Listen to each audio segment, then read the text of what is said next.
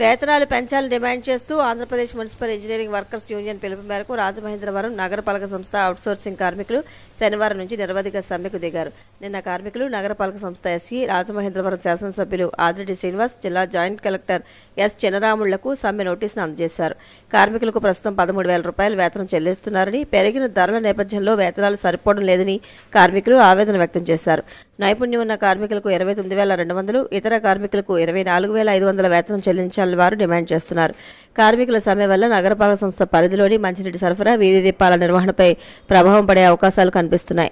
Union రాష్ట్ర ఉపాధ్యక్షుడు సోమాదుల యేసుబాబు, రాష్ట్ర సహాయ కార్యదర్శి బొంగ ఏషియారాజు, రాజమహేంద్రవరం అధ్యక్షుడు సిరికి ప్రసాద్, ప్రధాన కార్యదర్శి పాలిక బాలభవానీ కుమార్, ఉపాధ్యక్షుడు మందనక్క సాయి సమ్మెకు నాయకత్వం వహిస్తున్నారు.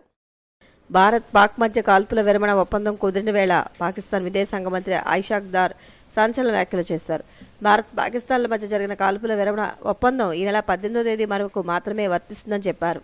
ఐషాక్ దార్ వ్యాఖ్యలు తీవ్ర దుమారాన్ని రేపుతున్నాయి. మే 10వ తేదీన 2 దేశాలు కాల్పుల విరమణ ఒప్పందం చేసుకుని యుద్ధాన్ని విరమించాయి.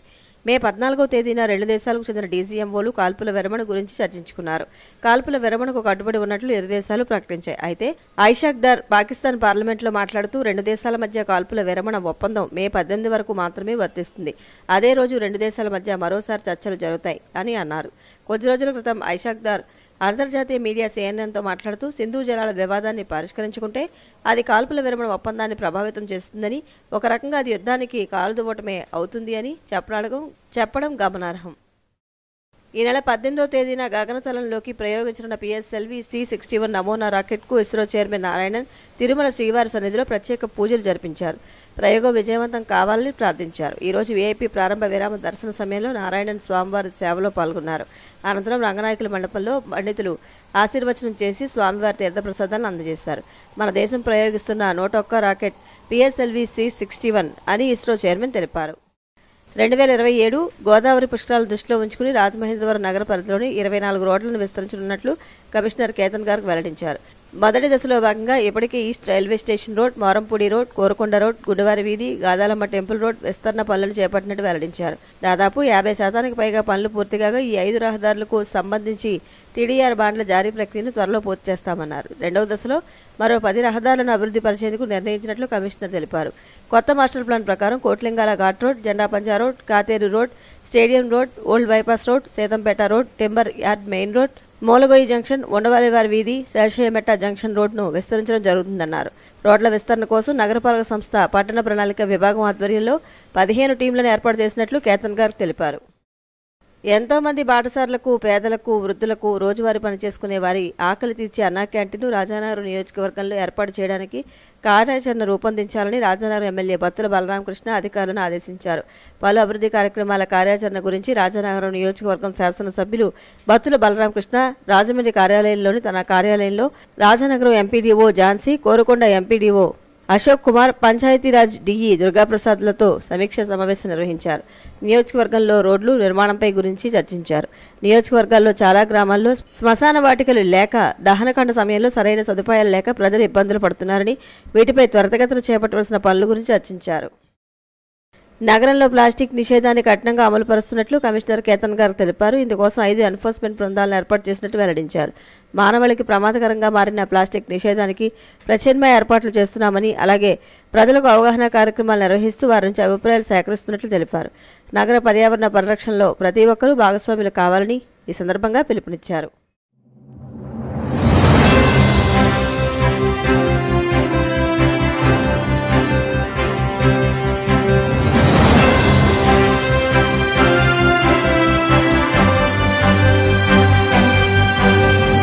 నమస్కారం, మీరు చూస్తున్నది సిసిసి డిజిటల్ 230 న్యూస్ బులెటిన్. నేను దేవి. ఈనాటి వార్తలకు ముందుగా ముఖ్యాంశాలు.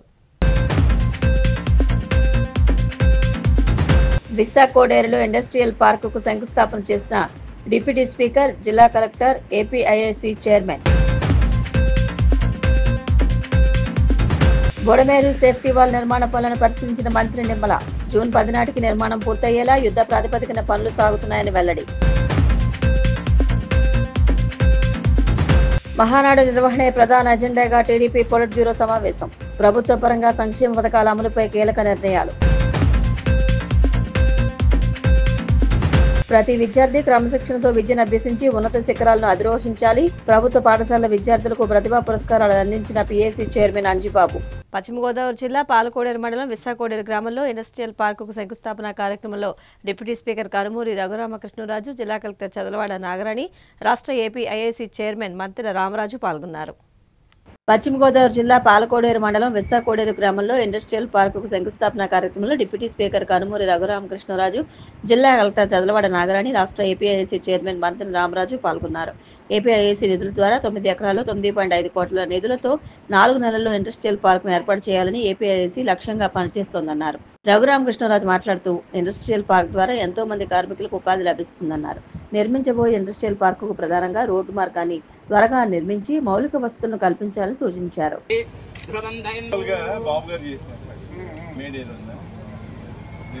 అవసరం లేకుండా డైరెక్ట్ గా మనమే ఏపీఐసీ ద్వారా అందరూ వచ్చినట్లయితే మనం క్లస్టర్ డెవలప్మెంట్ కింద సపరేట్ ఈటీపీ కూడా ప్రొవైడ్ చేసి కార్యక్రమానికి ఇచ్చేసినటువంటి రఘురామకృష్ణరాజు గారికి డిప్యూటీ స్పీకర్. ఏపీఐఐసి ఆలోచన చక్కటి ఆలోచన, కానీ ముందు దారి, ఎందుకంటే 4 నెలల్లో ఇక్కడ ప్రాజెక్ట్ కట్టమని చెప్పి ముఖ్యమంత్రి గారు ఆదేశించారని చెప్పారు. మరి 4 నెలల్లో వీరు కట్టగలిగినప్పటికీ మరి ప్రజలు ఇక్కడికి రావడానికి రాబోయే రోజుల్లో రింగ్ రోడ్డుకి ఒక 2 నుంచి 3 సంవత్సరాలు పట్టచ్చు. ఈలోపు ఏ రకంగా మనం ఈ రోడ్ని మోటరబుల్ రోడ్ చేయాలి అంటే, మీరు 10 కోట్లు ఖర్చు పెట్టి ఇక్కడ ఏదో కట్టాలనుకుంటున్నారు. 10 కోట్లు ఖర్చు పెట్టి ఓ 50 లక్షలు ఖర్చు పెడితే వెహికల్స్ రావాలనుకోండి, వచ్చే పరిస్థితి ఉందంటే అది కనీసం అక్కడక్కడ కొంచెం వెహికల్ తప్పుకోవడానికి కొంచెం సపరేట్గా ఒక రౌండ్ అలా ఏర్పాటు చేసి ముందు వెహికల్స్ ఇక్కడికి వచ్చి ఏర్పాటు సైమల్టేనియస్గా చేస్తూ ఉంటే అది ప్రజలకి అందుబాటులో. రాష్ట్రాన్ని ఊడ్చేసి ఖాళీ చిల్లికొండను మాజీ సీఎం జగన్ తమ చేతికి ఇచ్చినా ఏదో ఒకటి చేసి అభివృద్ధి పనులు చేపడుతున్నామని మంత్రి నిమ్మల రామానాయుడు పేర్కొన్నారు. రాష్ట్రాన్ని ఊడ్చేసి ఖాళీ చిల్లికొండను మాజీ సీఎం జగన్ తమ చేతికి ఇచ్చినా ఏదో ఒకటి చేసి అభివృద్ధి పనులు చేపడుతున్నామని మంత్రి నిమ్మల రామానాయుడు పేర్కొన్నారు. ఏదైనా ప్రజలకు చేయాలని 10,000 కోట్లు అప్పు తెస్తే జగన్ చేసిన అప్పులకు వడ్డీలు కట్టేందుకు సరిపోతున్నాయని ఆవేదన వ్యక్తం చేశారు. ఎన్టీఆర్ జిల్లా ఇబ్రహీంపట్నం మండలం కొండపల్లి మున్సిపాలిటీ శాంతినగర్ వద్ద బుడమేరు డైవర్షన్ ఛానల్కు గత ఏడాది వరదలకు ఏర్పడ్డ 3 గంటల వద్ద యుద్ధ ప్రాతిపదికన పూర్పించిన కట్టకు సమాంతరంగా సేఫ్టీ వాల్ నిర్మాణ పనులు ప్రారంభమయ్యాయి. వాటిని మైలవరం ఎమ్మెల్యే వసంత వెంకటకృష్ణ ప్రసాద్ తో కలిసి ఆయన పరిశీలించారు. ఈ సందర్భంగా మంత్రి మాట్లాడుతూ బుడమేరుకు శాశ్వత పరిష్కారం చూపాల్సిన అవసరం ఉందని, ఇందుకు కేంద్ర సాయం అవసరమన్నారు. ఇప్పుడున్న పరిస్థితులను బట్టి రాష్ట్ర బడ్జెట్ ఒక్కటే సరిపోదని 28 కోట్లతో 3 గంటలు పడిన చోట సుమారు 500 మీటర్ల పర్మనెంట్ సేఫ్టీ వాల్ నిర్మాణం జూన్ 10 నాటికి పూర్తయ్యేలా యుద్ధ ప్రాతిపదికన పనులు సాగుతున్నాయని తెలిపారు.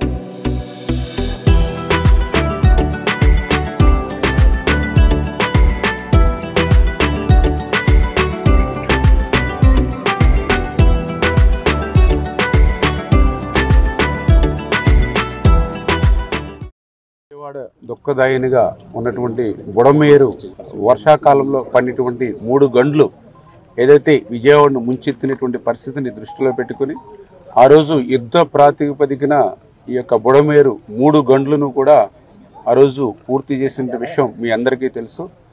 అయితే ఆ రోజు తాత్కాలికమైనటువంటి ప్రాతిపదికన యుద్ధ ప్రాతిపదికన విజయవాడ ముంపుని నుంచి రక్షించాలనేటువంటి ఉద్దేశంతో ఆ రోజు వర్షాల్లో ఆ రోజు చేసినటువంటి పనిని పర్మనెంట్గా, ఎందుకంటే ఏదైతే ఇప్పుడు 3 గళ్ళు ఏవైతే బుడమేరుకు పడ్డాయో మొన్నటి సంవత్సరమనే కాదు గతంలో కూడా ఎప్పుడు ఫ్లడ్ వచ్చినా కూడా ఇక్కడే గండ్లు పడుతూ ఉన్నాయి గతంలో కూడా.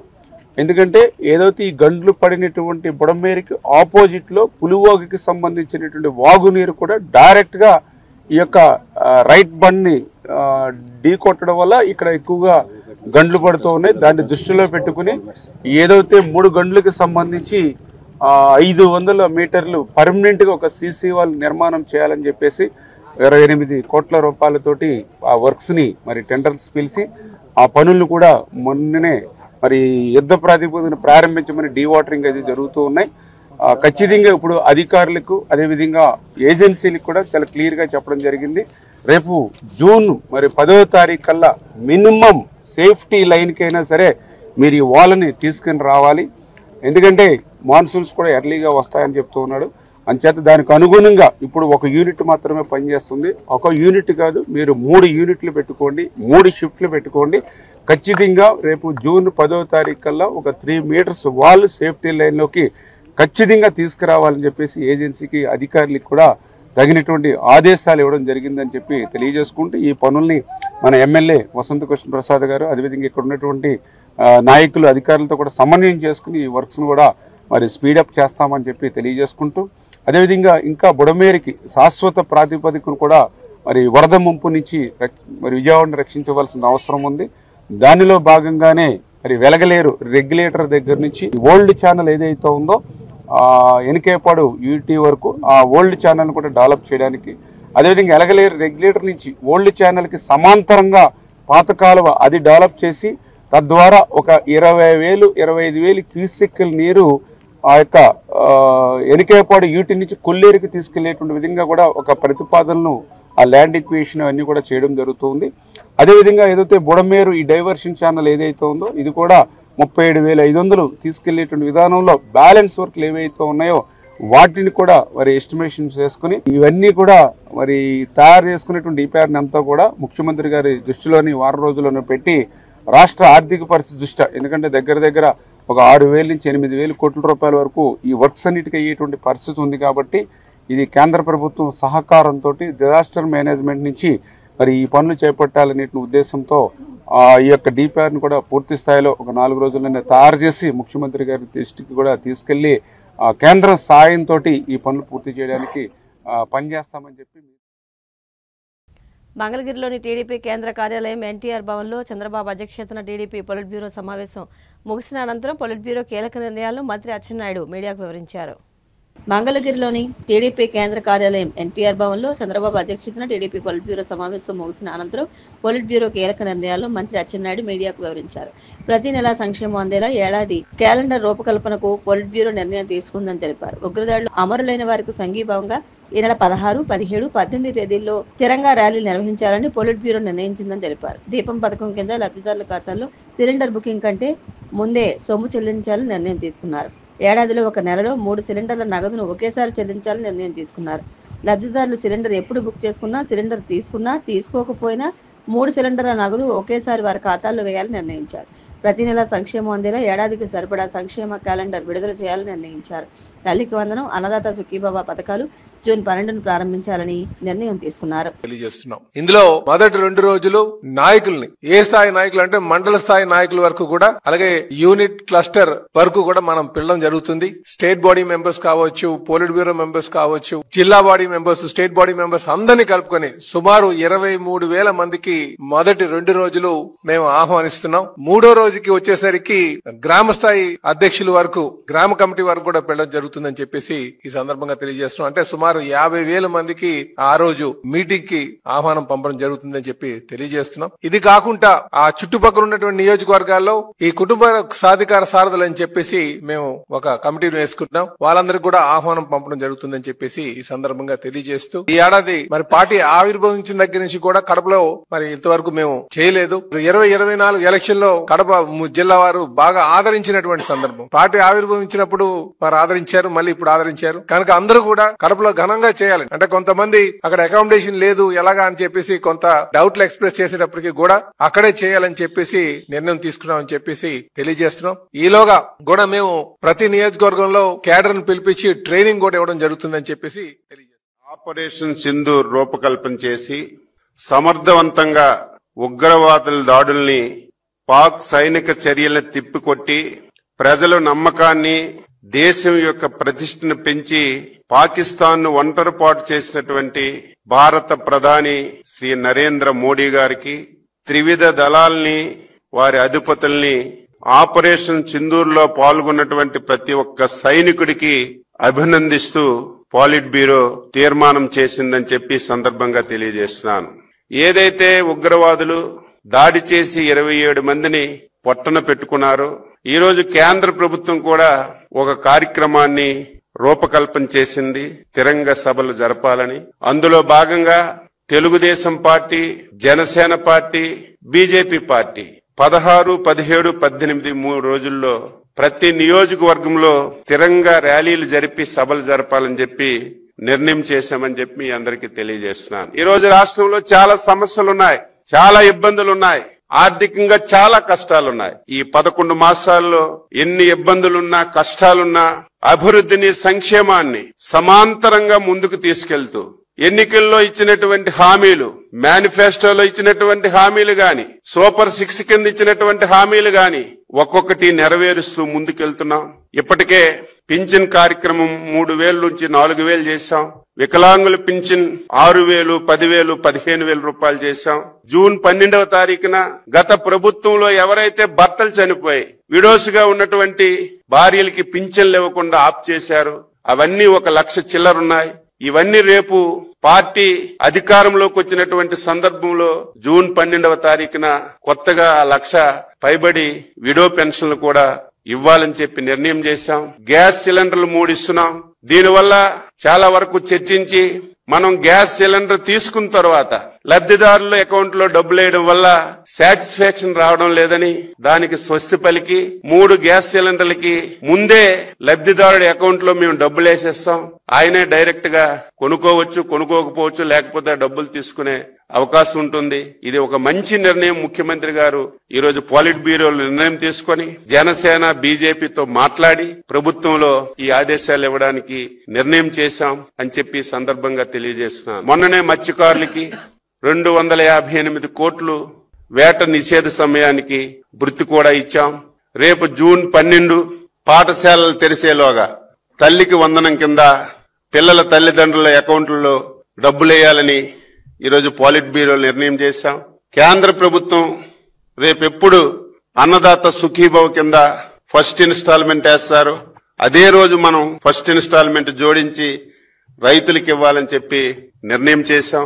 దీంతో పాటుగా ఇంకొక మంచి నిర్ణయం తీసుకున్నాం. రేపా ఎల్లుండా 10 రోజుల్లో రాష్ట్ర ముఖ్యమంత్రి గారు, జాతీయ పార్టీ అధ్యక్షులు ఈ 12 మాసాల్లో ఏ నెలలో ఏ సంక్షేమ పథకం ఇస్తాం, ఏ తారీఖుని ఇస్తామనేది ఒక సంవత్సరం క్యాలెండర్ కూడా వీలైనంత త్వరగా ముఖ్యమంత్రి గారు సంక్షేమ పథకాలు ఏదైతే సూపర్ 6 లో గాని ఏదైతే మనం హామీలు ఇచ్చామో ఒక్కొక్క మంత్ ఒక్కొక్క సంక్షేమ పథకాన్ని అమలు చేయాలని 12 మాసాల క్యాలెండర్ కూడా వీలైనంత తొందరగా ఇస్తామని చెప్పి సందర్భంగా తెలియజేస్తున్నాను. 11 మాసాల్లో 8.50 లక్షల పెట్టుబడులు వచ్చాయి. అవన్నీ అమలు జరిగే విధంగా మనం అనుకున్నటువంటి 20 లక్షల ఉద్యోగాలు ప్రతి ఒక్కరికి ఇవ్వాలి. అదేదో మనం చెప్పడం కాదు, ఎవరు కంప్యూటర్లో చూసినా సరే ఏ పరిశ్రమలో ఎంతమందికి, ఏ ఊర్లో ఎంతమందికి, ఏ జిల్లాలో ఎంతమందికి ఇచ్చామనే స్పష్టమైనటువంటి సమాచారాన్ని ప్రతి ఒక్కరికి తెలియజేయాలని నేటి యువత సమాజ ప్రగతికి పాటుపడాలని, ప్రతి విద్యార్థి క్రమశిక్షణతో విద్యను అభ్యసించి ఉన్నత శిఖరాలను అధిరోహించాలని రాష్ట్ర public accounts committee chairman MLA Pulaparthi Ramanjaneyulu అన్నారు. నేటి యువత సమాజ ప్రగతికి పాటుపడాలని, ప్రతి విద్యార్థి క్రమశిక్షణతో విద్యను అభ్యసించి ఉన్నత శిఖరాలను అధిరోహించాలని రాష్ట్ర public accounts committee chairman MLA Pulaparthi Ramanjaneyulu అన్నారు. The Bhimavaram LH town hall ఆధ్వర్యంలో ఇటీవలే 10వ తరగతి ఫలితాల్లో ప్రతిభ కనబరిచిన భీమవరం మండలం పట్టణంలోని 21 మున్సిపల్, ప్రభుత్వ, జడ్పీ పాఠశాలలోని 120 మంది విద్యార్థులకు గురువారం ప్రతిభా పురస్కారాలను ఎమ్మెల్యే అంజిబాబు చేతుల మీదుగా అందించారు. ప్రతిభావంతులను ప్రోత్సహిస్తే అన్ని రంగాల్లోనూ రాణిస్తారని, విద్యార్థులను ప్రోత్సహించి ఈ విధంగా పురస్కారాలు అందించడం గొప్ప విశేషమని అన్నారు. ఎల్హెచ్ టౌన్ హాల్ క్రీడల్లోనే కాకుండా సేవా కార్యక్రమాలను నిర్వహించడంలో ముందుంటుందని ఎమ్మెల్యే అంజిబాబు అన్నారు. టౌన్ హాల్ గౌరవాధ్యక్షులు మెంటే పార్థసారథి, అధ్యక్ష కార్యదర్శులు కోళ్ల రామచంద్రరావు, గ్రంథి సురేష్, బేదు కృష్ణారావు మాట్లాడుతూ భీమవరం మండలం పట్టణంలోని 21 మున్సిపల్, ప్రభుత్వ, జడ్పీ పాఠశాలలో మొదటి 5 ర్యాంకులు సాధించిన 120 మంది విద్యార్థులకు సుమారు 3 లక్షల రూపాయల ప్రతిభా పురస్కారాలను, ప్రశంసా పత్రాలను అందించామన్నారు. ఎన్నో సాంస్కృతిక కార్యక్రమాలు, అభివృద్ధి కార్యక్రమాలు, సంక్షేమ కార్యక్రమాలు చేస్తున్నారు. ఈ కార్యక్రమాలు చేస్తున్న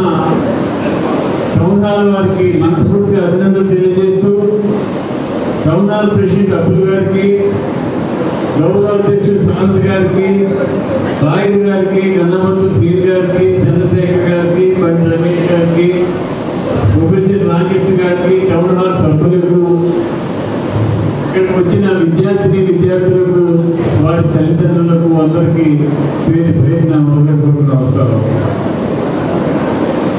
టౌన్ హాల్ అంటే వినోదమే కాదు, విజ్ఞానాన్ని కూడా కలగజేయాలని చెప్పి ఆలోచన చేసి ఈ సంవత్సరం మంచి మార్కులు వచ్చే విద్యార్థులకు స్కాలర్షిప్ ఇవ్వాలని చెప్పి ఆలోచన చేయడం టౌన్ హాల్ వారికి మనస్ఫూర్తిగా అభినందనలు తెలియజేస్తున్నాం. ఎందుకంటే ఎక్కడైతే విద్య ఉంటుందో, ఎక్కడైతే విద్య అభివృద్ధి చెందుతుందో ఆ ప్రాంతం అంతా కూడా అభివృద్ధి చెందుతుంది. అభివృద్ధి అనేది ఒక విద్య వల్లే సాధ్యమవుతుంది. చదువుకునే వారికి ప్రతి ఒక్కరు సహకరించే వారిని ముందుకు తీసుకువెళ్ళినట్లయితే ఖచ్చితంగా మన రాష్ట్రం, మన దేశం అభివృద్ధి చెందుతుంది. యోగా అనేది జీవితంలో ఒక పాత్రలో ఉండాలని ఆలోచన చేసి యోగా కూడా శిక్షణ ఇక్కడ ఇచ్చి ఏర్పాటు చేయడం జరిగింది. ఇన్ని మంచి కార్యక్రమాలు చేస్తున్న మన టౌన్ మనస్ఫూర్తిగా అభినందనలు తెలియజేస్తూ ఈరోజు ఈ విద్యార్థులు బాగా చదువుకుని మంచి విద్యావంతులై ఈ రాష్ట్రానికి, ఈ దేశానికి మంచి పేరు తెచ్చే విధంగా ఉండాలని, ఈ రాష్ట్రానికి మంచి భవిష్యత్తు తీసుకురావాలని చెప్పి కోరుతూ ఈరోజు నాకు ఈ అవకాశం ఇచ్చిన టౌన్లో ఒక మంచి కార్యక్రమాన్ని ఈ రోజున ఈ పాలకవర్గం వారు నిర్ణయించడం చాలా అభినందనీయం. మరి విద్యార్థులు కూడా మరి ఉత్తమ శ్రేణిలో పాస్ అయినటువంటి మన గవర్నమెంట్ స్కూల్స్లో చదువుకున్న పిల్లలందరికీ వ్యవహారం ఇవ్వడం, అలాగే చుట్టుపక్కల ఉన్న గ్రామాల్లో ఉన్నటువంటి వారందరికీ కూడా ఈ రోజున ఎంతో కొంత వృధాభక్తిగా ఆర్థిక సహాయం అందించడం చాలా అభినందనీయం. చదువుకుంటే దేశం బాగుపడుతుంది. మరి క్లబ్బుల్లో కూడా ఆటపాటలతో పాటుగా విద్యను కూడా ప్రాధాన్యత ఇవ్వాలనే ఆలోచన కలిగినందుకు టౌన్ హాల్ అధ్యక్షుడు పవన్ అబ్బుల్ గారికి, వారి కమిటీకి నా యొక్క శుభాకాంక్షలు తెలియజేస్తూ, మంచి కార్యక్రమం. ఎందుకంటే సంస్థ 10 మందికి సహాయం చేయాలి, అందులో విద్యార్థులకు విద్యను అందిస్తే భావితరానికి అందరూ కూడా మన దేశానికి ఎంతో ఉపయోగపడతారు, వారి యొక్క వ్యక్తిగతంగా కూడా చదువు ఎంతో ఉపయోగపడతారు ఉద్దేశంతో చదువుకి మన సపోర్ట్ చేయాలని చెప్పేసి సుమారు 120 మంది విద్యార్థులకి 5 లక్షల రూపాయలు రోజు మన స్కాలర్షిప్ ద్వారా అందించడం చాలా గొప్ప విషయం. ఇటువంటి కార్యక్రమం చేపట్టినందుకు ముఖ్యంగా మరి టౌన్ అధ్యక్షుడు, ఎందుకంటే సరైన సమయంలో సరైన చేయడం కూర్చోబెడితే అంతా కూడా కరెక్ట్గా అవుతుందని చెప్పి ఎమ్మెల్యే గారు ఆ రోజు నిర్ణయించి మరి బాహుబలి లాంటి మా అబ్బుల్ గారిని యోగా కూడా ప్రారంభించడం జరిగింది. అంటే అందరి యొక్క ఆరోగ్యం కూడా బాగుండాలని ఈ టౌన్ హాల్ని గత పాలకవర్గం వారు ఎమ్మెల్యేలు చేసి అభివృద్ధి చేశారు. ఇప్పుడు ఈ టౌన్ హాల్ మన కొత్త జరుగుతుంది. విద్యార్థులకి కూడా ప్రోత్సాహంగా ఇచ్చి పేద విద్యార్థులందరికీ కూడా మంచి ప్రోత్సాహం ఇవ్వాలని ఈ కొత్త టీం వారు మరొక పడుగు ముందుకు వేశారు. అంచేత వారు మనం అభినందించాలి. రాజబాబు గారికి ప్రత్యేక ధన్యవాదాలు తెలియజేసుకున్నాను. ఎందుకంటే అధికారంలో రాగానే ఫస్ట్ దృష్టి పెట్టి టౌన్ హాల్ బాధ్యతలన్నీ కూడా ఆయన ప్రత్యేక తీసుకున్నారు. ఎందుకంటే ఇవాళ 21 గ్రామాల నుంచి స్కూల్ 10th క్లాస్ విద్యార్థులకి స్కాలర్షిప్ ఇస్తున్నారంటే చిన్న విషయం కాదు. అలాగే ప్రతి స్కూల్ హెచ్ఎం గారికి నా ధన్యవాదాలు తెలియజేసుకున్నాను. ఒక విలేజ్ స్కూల్లో 10th క్లాస్ మంచి మార్కులు ఇప్పించిన టీచర్స్ అందరికీ కూడా నా హృదయపూర్వక ధన్యవాదాలు తెలియజేస్తున్నాను. చెప్పే మాట ఒకటి, విద్య గురించి చెప్తుంటారు. ఆయన విద్యకి వైద్యానికి ఇచ్చే ఇంపార్టెన్స్ అది ఎంతో స్ఫూర్తిదాయకంగా తీసుకుని టౌన్ హాల్ తరపుని మా ప్రెసిడెంట్ గారైన అబ్బుల్ గారు, కోడ రామచంద్రరావు, మిగతా టౌన్ హాల్ కమిటీ సభ్యులందరూ కలిసి ఇటువంటి కార్యక్రమాలు చేయడానికి మేము సదా సిద్ధంగా ఉంటామని చెప్పేసి వినయపూర్వకంగా తెలియజేస్తున్నాం. స్టూడెంట్స్ ప్రతి ఒక్క ఐదు స్టూడెంట్స్ని ఇన్ఫర్మేషన్ అంతా కలెక్ట్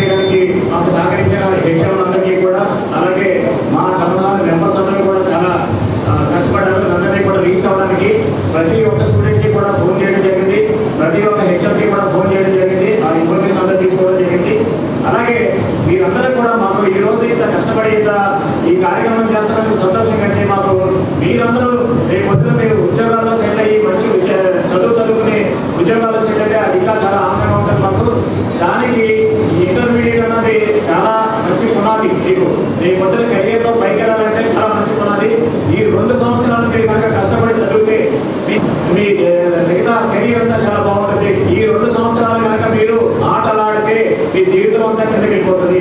ఈ ఒక్కటి కూడా మీరు గుర్తించుకొని, పిల్లలందరూ కూడా గుర్తించుకొని రేపొద్దున ఇటువంటి ప్రోత్సాహాలు మళ్ళీ మీరు మంచి చక్కగా మంచి కెరీర్లోకి వెళ్ళి మీరు మళ్ళీ ఇలాంటి పిల్లలందరినీ కూడా ఎంకరేజ్ చేయాలని చెప్పేసి కోరుకుంటూ ప్రభుత్వ పాఠశాలలోని ఎస్ఎస్సి పబ్లిక్ ఎగ్జామినేషన్స్లో 1, 2, 3, 4, 5 ర్యాంకులు వచ్చిన వాళ్ళకి మరి ఈ టౌన్ హాల్ తరపున స్కాలర్షిప్లు ఇవ్వడము ఎంతో సంతోషించదగ్గ విషయము.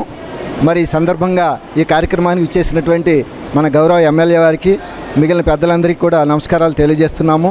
ఇటువంటి కార్యక్రమం మరి పేద విద్యార్థులకు ఇంటర్మీడియట్ విద్యకు ఎంతో సహకరిస్తుందని మరి మనస్ఫూర్తిగా వారిని అభినందిస్తూ, మరి వెంప హై స్కూల్లో మొదటి 5 ర్యాంకులు వచ్చినటువంటి విద్యార్థినులందరికీ కూడా ఈ సందర్భంగా అభినందనలు తెలియజేస్తున్నాను. టౌన్ హాల్ వారు 10th క్లాస్లో అత్యధిక మార్కులు ఫస్ట్ మార్క్స్ వచ్చిన వారికి స్కాలర్షిప్స్ ఇవ్వడం జరిగింది. అందుకని ఎల్హెచ్ టౌన్ హాల్ వారికి ప్రత్యేక కృతజ్ఞతలు తెలుపుకుంటున్నాం. ఏదైనా దేశం కానీ గ్రామాలు కానీ అభివృద్ధి చెందాలంటే విద్య ద్వారానే అభివృద్ధి చెందుతుంది. అటువంటి బృహత్కరమైన కార్యక్రమం టౌన్ హాల్ వారు నిర్వర్తించినందుకు ప్రత్యేక ధన్యవాదాలు తెలుపుకున్నాం.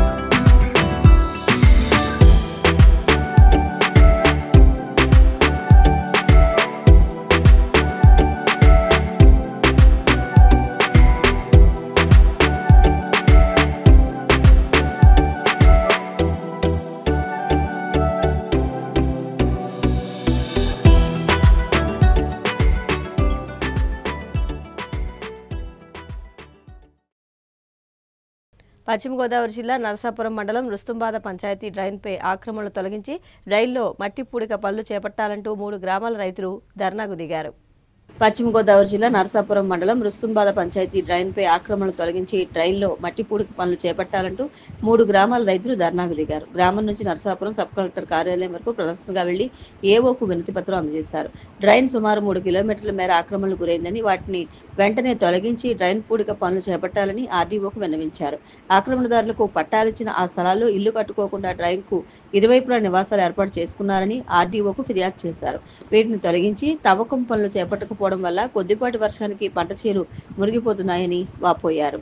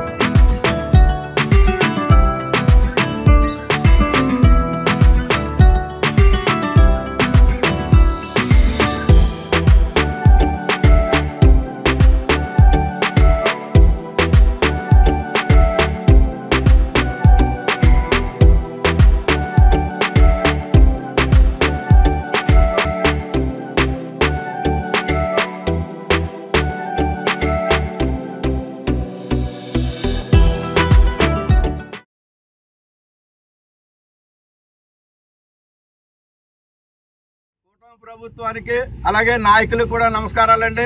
రుస్తుంబాద మురికి కాలువ ఆక్రమణ గురి అవటం వల్ల ముప్పుకు గురయ్యి సుమారు 6 సంవత్సరాల నుంచి ఇక్కడ సార్వా గానీ దాల్వా గానీ ఓర్చట్లేదు. సుమారు 400 ఎకరాలు గతంలో నుంచి కూడా ఎన్నో సార్లు నాయకులు గాని అధికారులు గాని ఇవ్వడం జరిగింది. కానీ పట్టించుకునేవారు ఎవరు లేరు.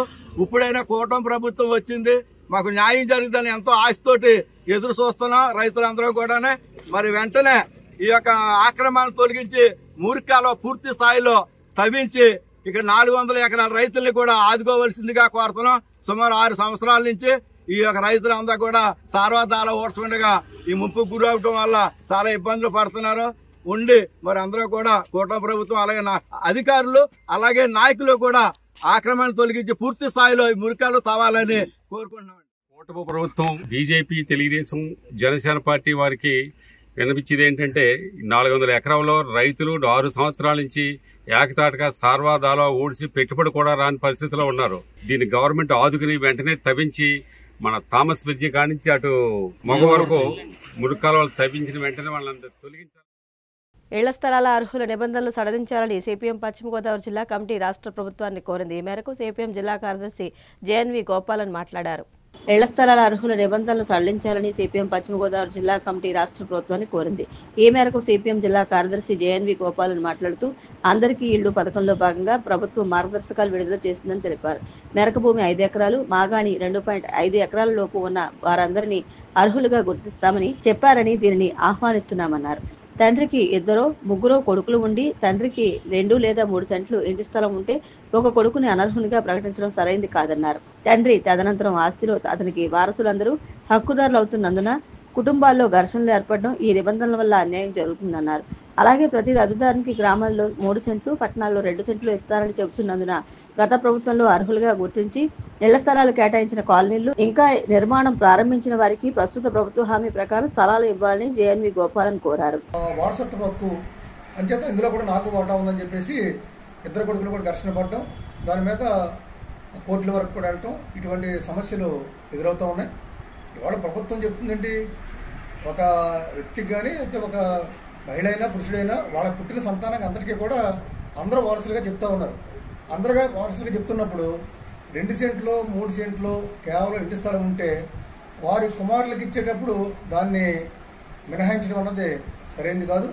అందువల్ల తండ్రికి ఆస్తి ఉంటే అది తండ్రి ఆస్తిగానే పరిగణించి కొడుకులకి ఆస్తి లేనట్టుగానే భావించి ప్రభుత్వం ఏదైతే చెప్పిందో గ్రామాల్లో 3, పట్టణాల్లో 2 అన్నది ఆ ప్రకారంగానే ఇవ్వాలని చెప్పేసి ప్రభుత్వాన్ని కోరుతా ఉన్నాం. మార్గదర్శకాల్లో కూడా దీన్ని మార్పు చేయమని చెప్పేసి.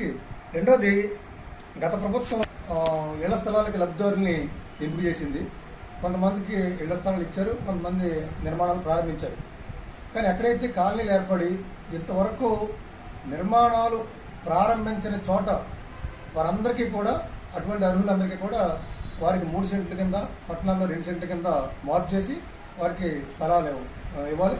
అందువల్ల ప్రభుత్వం ఇచ్చినటువంటి హామీ ప్రకారంగా కొత్తగా ఎవరైతే స్థలాలు ఇస్తున్నారో అటువంటి వారందరికీ కూడా ఇచ్చిన హామీ ప్రకారంగా 3, 2 చొప్పున స్థలాలు ఇవ్వాలని చెప్పి సందర్భంగా ప్రభుత్వాన్ని కోరుతా ఉన్నాం. వార్తలు ముగించే ముందు ముఖ్యాంశాలు మరొకసారి. విశాఖ కోడేరులో ఇండస్ట్రియల్ పార్కుకు శంకుస్థాపన చేసిన డిప్యూటీ స్పీకర్, జిల్లా collector, APIIC chairman. Budameru safety wall నిర్మాణ పనులను పరిశీలించిన మంత్రి నిమ్మల. జూన్ 10 నాటికి నిర్మాణం పూర్తయ్యేలా యుద్ధ ప్రాతిపదికన పనులు సాగుతున్నాయని వెల్లడి.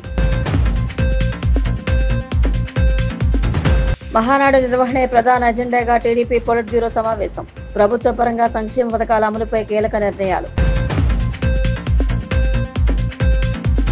ప్రతి విద్యార్థి క్రమశిక్షణతో విద్యను అభ్యసించి ఉన్నత శిఖరాలను అధిరోహించాలి. ప్రభుత్వ పాఠశాలల విద్యార్థులకు ప్రతిభా పురస్కారాలు అందించిన PAC chairman Anjibabu. CCC digital 230 news bulletin ఇంతటితో సమాప్తం. నమస్కారం.